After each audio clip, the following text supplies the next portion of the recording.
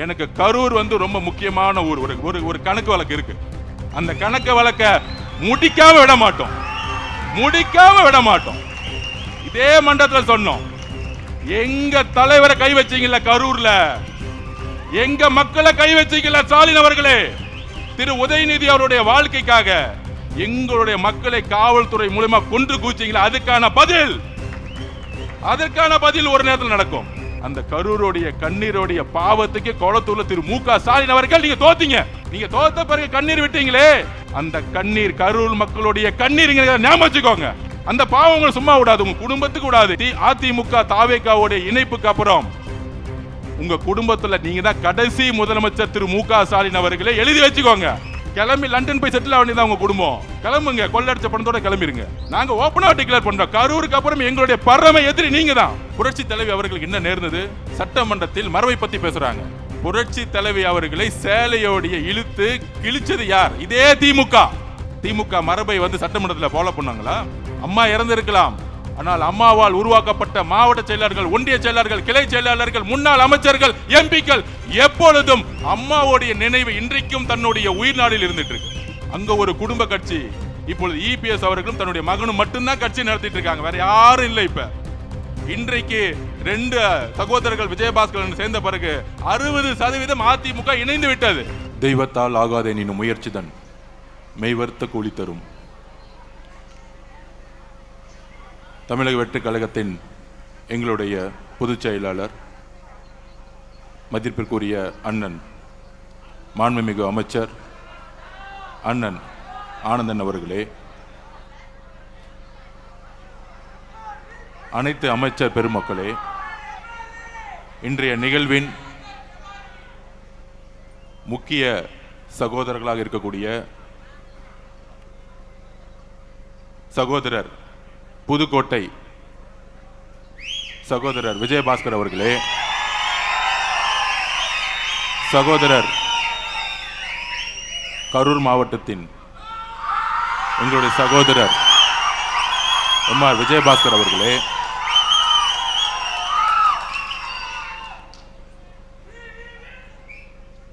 திரு ஆனந்தன் முன்னாள் அமைச்சர் அவர்களே, திருமதி வளர்மதி முன்னாள் அமைச்சர் அவர்களே, முன்னாள் சட்டமன்ற அதிமுக கழகத்தின் முன்னாள் சட்டமன்ற உறுப்பினர்கள், ஒன்றியம், கிளைக்கழகம்,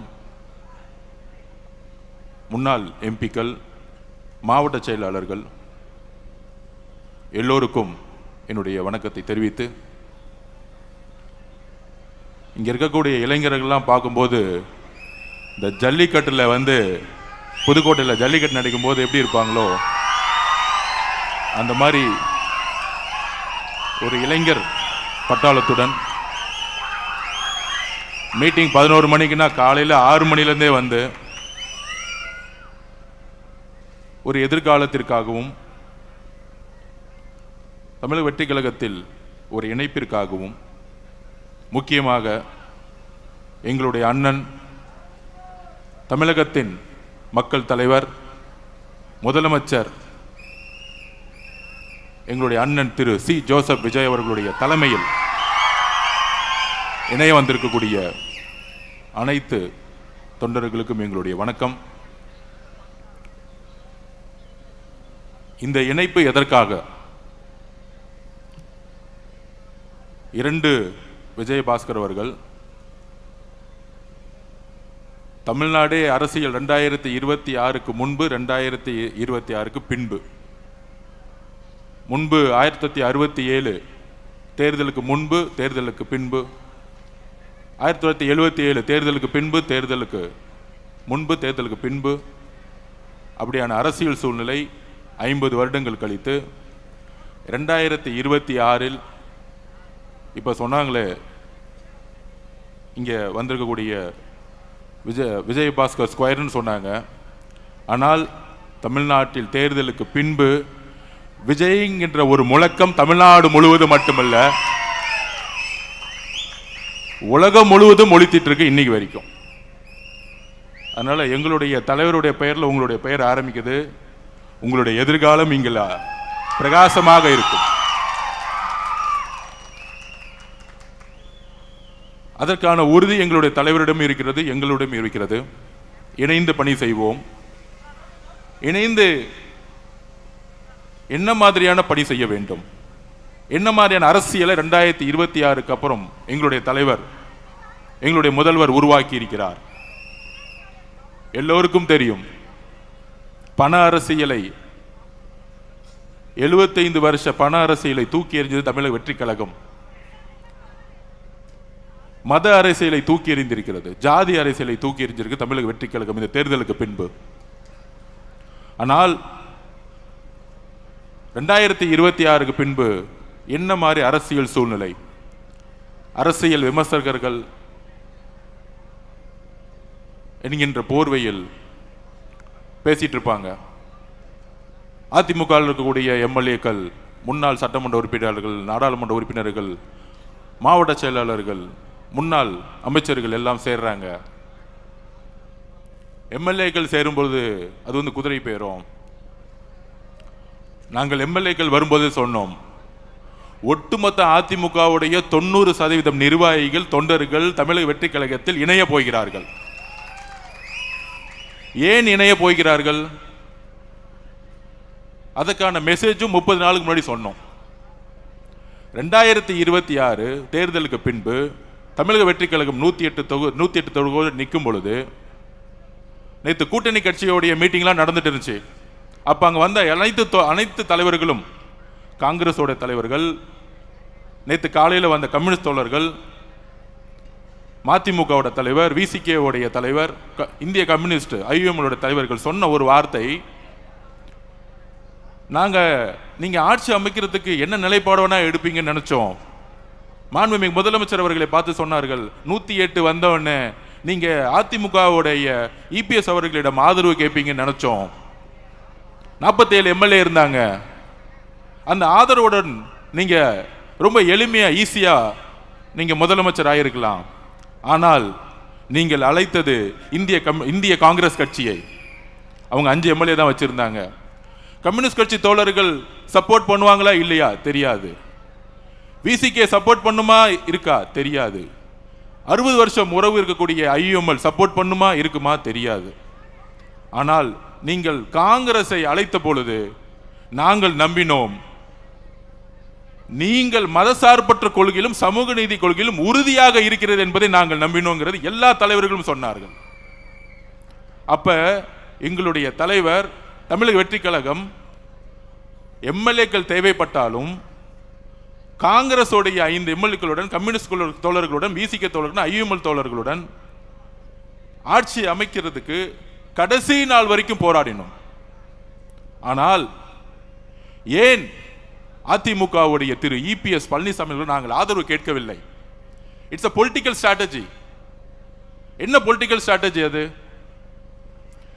தேர்தலுடைய ரிசல்ட் வந்துட்டு இருக்க நேரத்தில் ஒரு 7-8 மணிக்கெல்லாம் தகவல் 108 110 நிற்கிறோம்.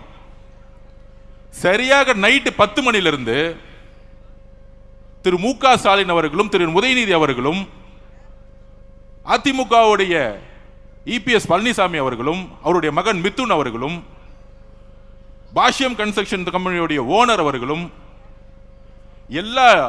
எல்லோரும் ஒன்று சேர்ந்து திமுகவும் அதிமுகவும் சேர்ந்து ஆட்சியை அமைக்க பேச்சுவார்த்தை நடத்த ஆரம்பிச்சிட்டாங்க. அதிமுகவுடைய நிறுவனர் யார்? புரட்சி தலைவர் அவர்கள் எதற்காக கட்சியை உருவாக்கினார்? அண்ணன் செங்கோட்டையன் அண்ணன் வந்தார்களே இங்க, புரட்சி தலைவருடைய அமைச்சரவையில் பங்கு பெற்றவர்.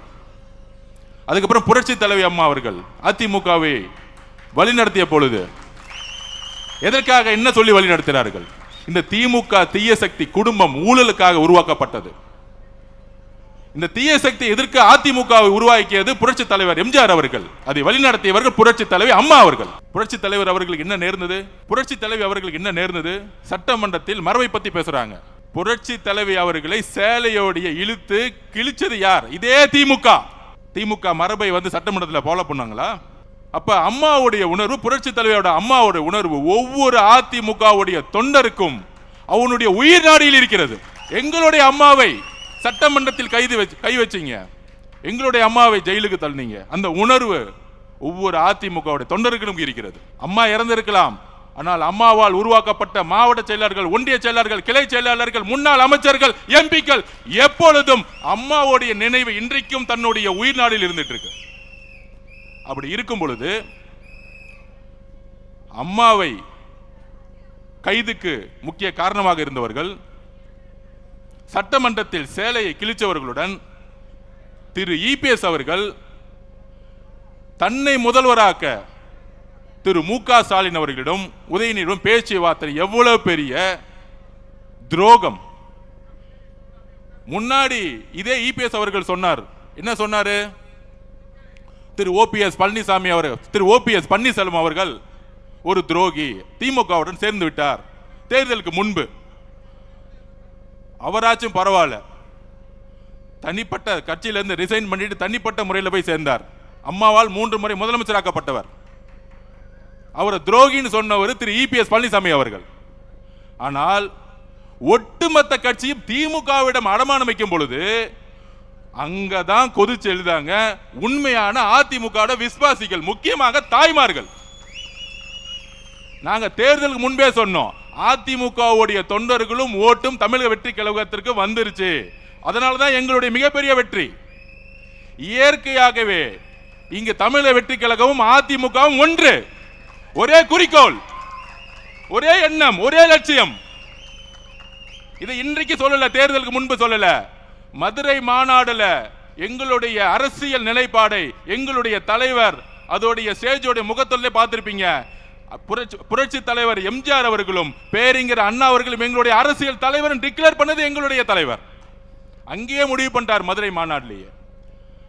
அப்படி இயற்கையாகவே உருவான தொண்டர்கள் கீழே உருவான ஒரு கூட்டணி தேர்தலுக்கு முன்பே உருவாக்கப்பட்டது.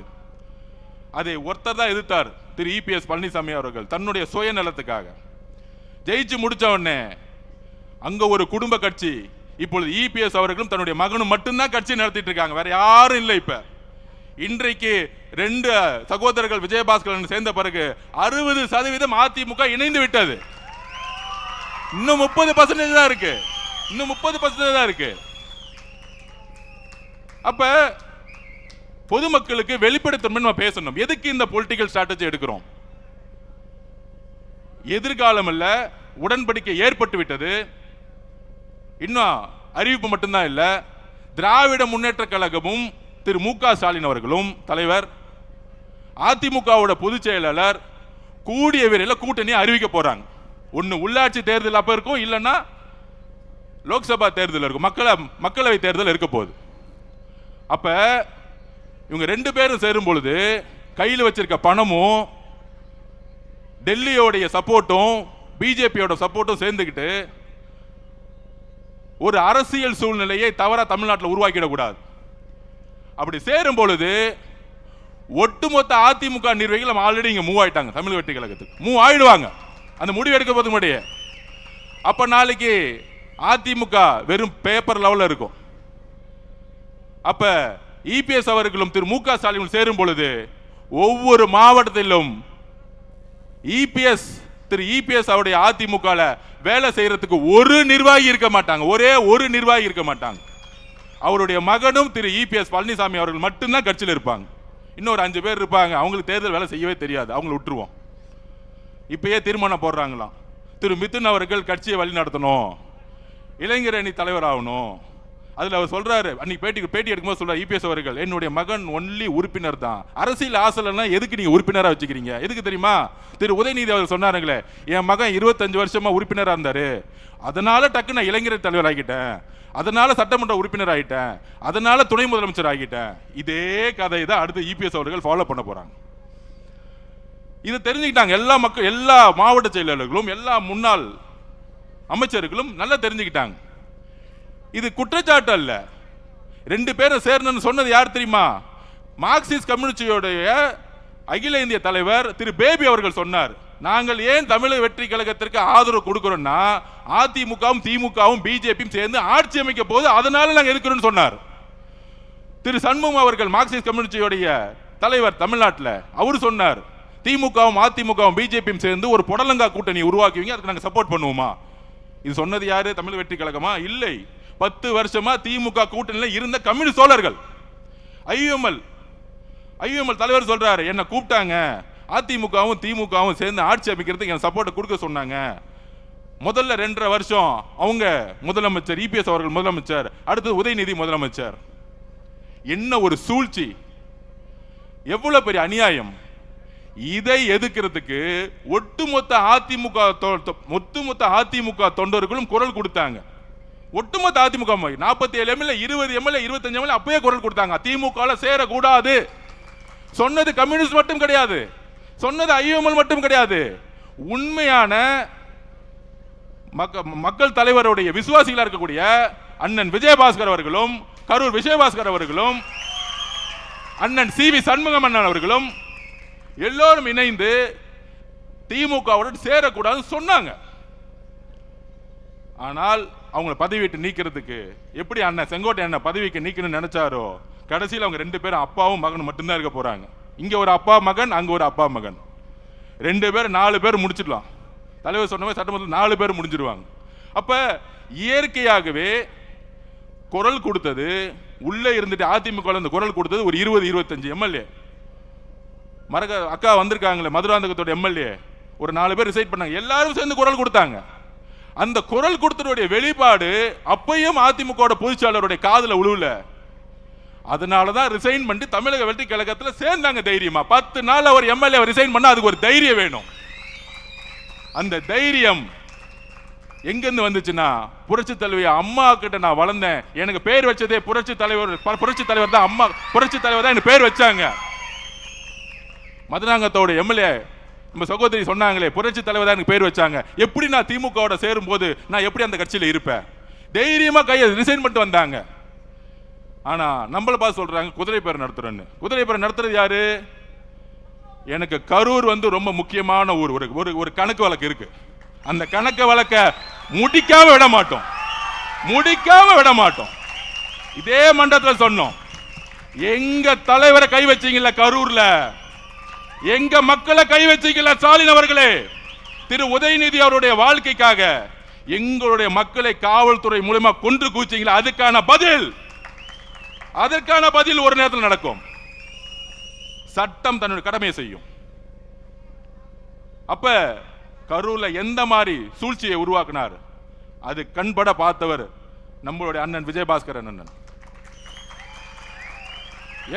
எல்லா உண்மைகளும் வரும்.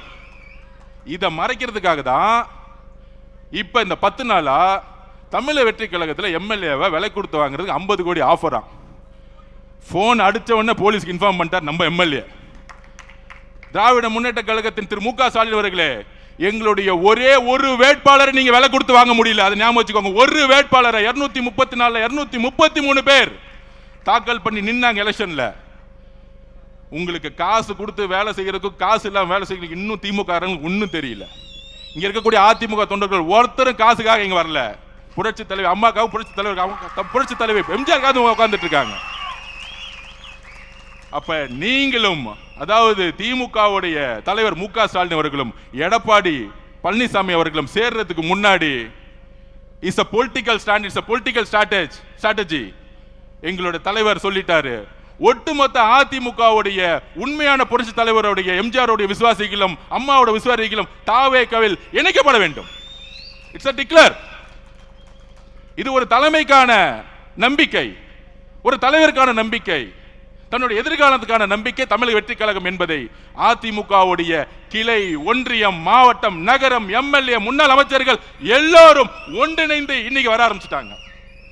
வேற எந்த எதிர்பார்ப்பும் கிடையாது.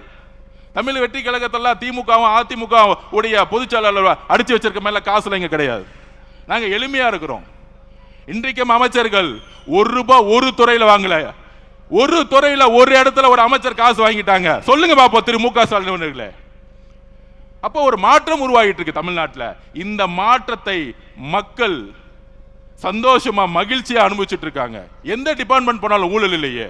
ஆன்லைன்ல பட்டா கிடைக்குது, டிடிசிபி போனா அப்ரூவ் கிடைக்குது, ரிஜிஸ்ட்ரேஷன் டிபார்ட்மெண்ட் போனா காசே இல்லாம இன்னைக்கு இல்ல நிலம் பதிவு பண்றாங்க. நெடுஞ்சாலை துறையில் ஊழல் தூக்கி எறிஞ்சிருக்கும், பொதுப்பணித்துறையில் ஊழல் தூக்கி எறிஞ்சிருக்கும், போக்குவரத்து துறையில் ஊழல் கிடையாது. அப்ப மக்கள் மகிழ்ச்சிய ஆகிற நேரத்தில் ஒரு சூழ்ச்சி செஞ்சு இந்த மாதிரி செந்தில் பாலாஜி அவர்கள் இந்த மாதிரி பழைய அமைச்சர்கள்ட்ட எல்லாம் காசு 10,000 கோடி 20,000 கோடி இருக்கு, விலைக்கு வாங்கி ஆட்சியை கவுக்க முடியுமான்னு பாக்குறாங்க. அப்ப இந்த ஆட்சியை கவுக்குறதுக்கு காசை இறக்க பாக்குறாங்க. எங்களுடைய தலைவரை நானும் சரி அண்ணனும் சரி அமைச்சர்களும் சரி ஒரு துரும்ப கை வச்சீங்கன்னா மொட்டை தமிழ்நாடு எந்திரிக்கும். எழுதி வச்சுக்கோங்க. இன்னொரு தேர்தல் வந்துச்சுன்னா திமுக 234 தொகுதியும் டெபாசிட் பண்ண நாங்க தேர்தலை பார்த்தலாம் பயப்படல. ஆட்சியை ஸ்டெபிலிட்டி பண்றதுக்கும் ஸ்ட்ரென்தன் கொடுக்கறதுக்கும் எல்லா இடத்திலும் எங்களுடைய பொலிட்டிக்கல் ஸ்ட்ராட்டஜி இருக்கும். இதுதான் எங்களுடைய பொலிட்டிக்கல் ஸ்ட்ராட்டஜி. திமுகவும் அதிமுகவும் பிஜேபியும் சேர்ந்து டிக்ளேர் பண்றதுக்கு முன்னாடி அதிமுகவுடைய ஒட்டுமொத்த நிர்வாகிகளும் ஒட்டுமொத்தமாக இணைவார்கள். இதுதான் பொலிட்டிக்கல் ஸ்ட்ராட்டஜி.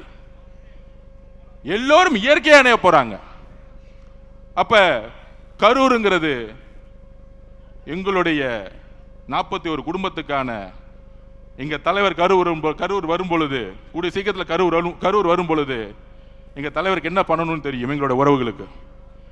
அப்ப இது வரைக்கும் அண்ணன் விஜயபாஸ்கரன் கரூர் விஜயபாஸ்கரன் கேட்டுக்கிறேன், அண்ணன் இந்த கரூர் மக்களை பணத்தாலையும் ரவுடிசத்தாலும் பிடிச்சி வச்சிருக்காங்க. எங்களுடைய மாவட்ட செயலர் இங்க மதி இருக்கிறார். இந்த சூழ்ச்சி வளையத்துல செந்தில் பாலாஜி வேணுக்குன்னு எஃப்ஐஆர் போட்டு ஜெயில தள்ளினார் எங்களுடைய மதிய. மிகப்பெரிய தியாகம். தமிழக வெற்றி கழகம் ஈஸியாலாம் ஜெயிக்கல. கரூர் சூழ்ச்சியை உருவாக்குனாங்க, திட்டம் போட்டு உருவாக்குனாங்க, திட்டம் போட்டு ஸ்டாம்பேட் ஆகணும் உருவாக்குனாங்க கரூர் காவல்துறை வச்சு. கடைசி 15 நாள்ல ஏன் எங்களுடைய தலைவர் எல்லா ஊருக்கும் போலன்னு தெரியுமா? உங்களுக்கு உண்மையை சொல்றேன். எந்த இடத்துல காவல்துறை சப்போர்ட் இருக்கோ அங்க மட்டும்தான் பிரச்சாரம் போக முடிஞ்சிச்சு. திருப்பூர்ல போகும்போது காவல்துறை சப்போர்ட் இல்லை. திடீர்னு எல்லாரும் கிளம்பிட்டாங்க. ஏன்னா கோயம்புத்தூர் மாவட்ட பொறுப்பாளர் திரு செந்தில் பாலாஜி திருப்பியும் அங்க இருக்க காவல்துறை அழுத்தம் கொடுத்து அவர் திருப்பூர் போகும்போது போலீஸ் எல்லாம் விலகிருங்க, 10 லட்சம் பேர் திருப்பி மக்கள் கூடட்டும், திருப்பி அவங்க இடிச்சுக்கிட்டு திருப்பி ஸ்டாம்பிட் ஆகட்டும். இப்படி ஒரு சூழ்ச்சி. அதனாலதான் கடலூர் கேன்சல் பண்ணப்பட்டது, கிருஷ்ணகிரி கேன்சல் பண்ணப்பட்டது. சோ திமுக ஆட்சியில் இருக்கிற வரைக்கும் ஒரு இயற்கையாகவே ஒரு ஸ்டாம்பிட் உருவாகட்டும், காவல்துறை எந்த சப்போர்ட் பண்ணக்கூடாது, ஒரு எஸ்ஓபி போடட்டும். அதனாலதான் 14 ஊருக்கு பிளான் பண்ணதை எங்களுடைய தலைவரால போக முடியாத சிச்சுவேஷன். நிறைய டிஸ்ட்ரிக்ட்ல காவல்துறை சப்போர்ட் கிடையாது. இந்த உண்மையெல்லாம் மக்களுக்கு தெரியுமா?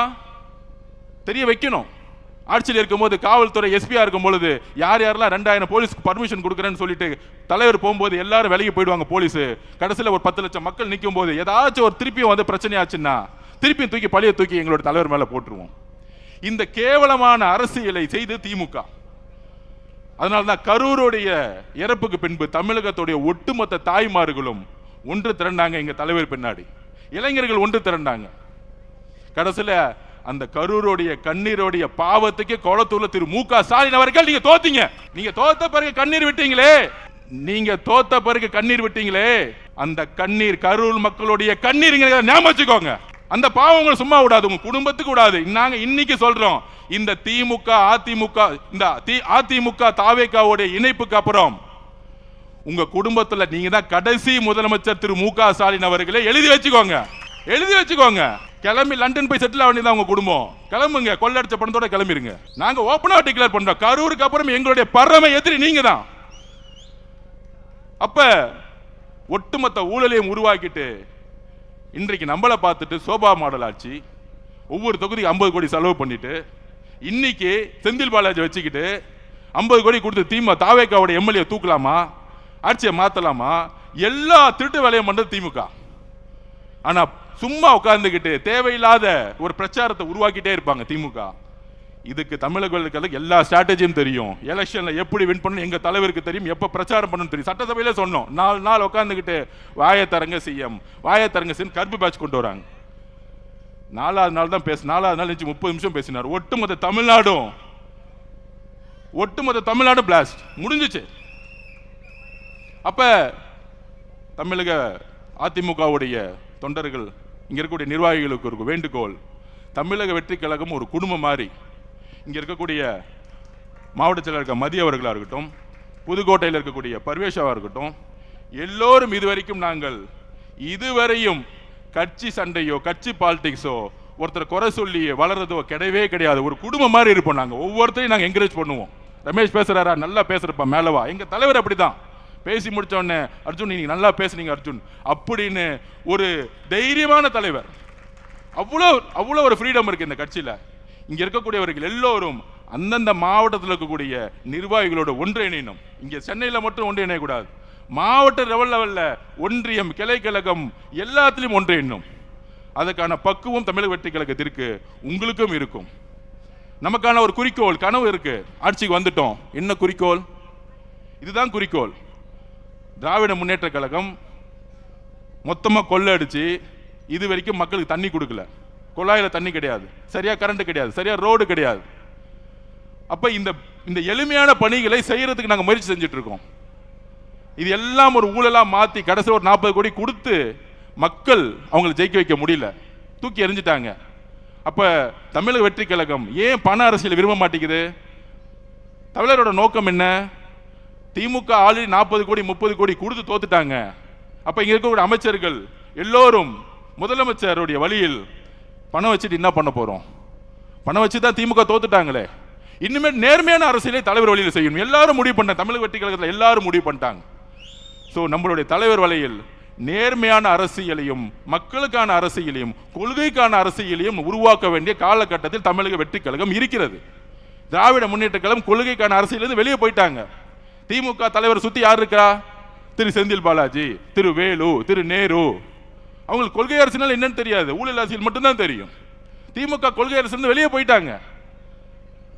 அதிமுக இபிஎஸ் அவர்கள் கொள்கையினால என்னன்னே தெரியாது. அப்ப தமிழக வெற்றி கழகம் தான் தமிழ்நாட்டில் உண்மையான பெரியார் கொள்கைகளையும் புரட்சியாளர் அம்பேத்கர் கொள்கைகளையும் காமராஜர் கொள்கைகளையும் நடைமுறைப்படுத்த வேண்டிய ஒரு கட்சி இருக்கு. அதற்கு அரசியல் வெற்றி முக்கியம், தேர்தல் அரசியல் முக்கியம்.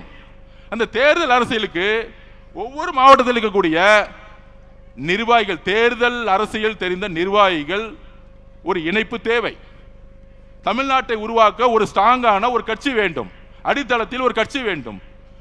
அப்படிதான் இன்னைக்கு அதிமுகவுடைய இயற்கையாவே ஒட்டுமொத்த நிர்வாகிகள் தமிழக வெற்றி கழகத்தை நோக்கி மட்டும்தான் வந்துட்டு இருக்காங்க, திமுக பார்த்து போக மாட்டாங்க.